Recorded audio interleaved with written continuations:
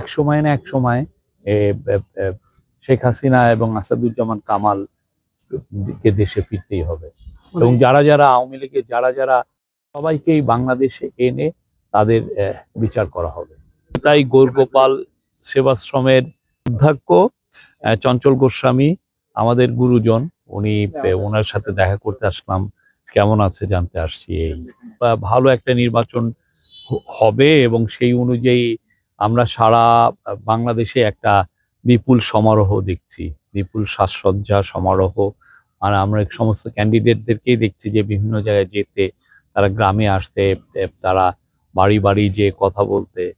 একদম official campaign তো শুরু হয়নি, অফিসিয়াল ক্যাম্পেইনের টাইম, বাট তার আগেই তারা প্রস্তুতি নিচ্ছেন।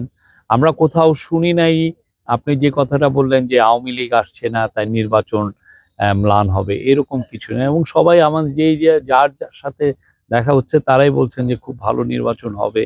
হাজার হাজার ছবি দেখবেন যুবলীগ ছাত্রলীগের ছেলেরা আপনার গোলাগুলি করছে।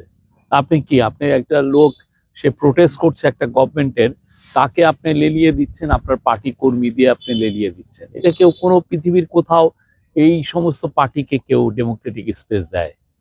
আপনি আমাকে বলেন, আপনাদের মাগুরাতে হয় নাই? মাগুরাতে যখন প্রোটেস্ট হয়েছে যুবলীগ ছাত্রলীগের ছেলেরা নামে নাই? আমরা তো শুনেছি যে সাকিব আল হাসানের বাবাও নেমেছেন। লোকটা আপনি গুম খুনে জড়িত, সে তো পলিটিক্যাল স্পেস কেউ দিবে না, কেননা সে আবার আসলে সে আবার আপনার অধিকার হরণ করবে, আবার আপনাকে গুলি করবে।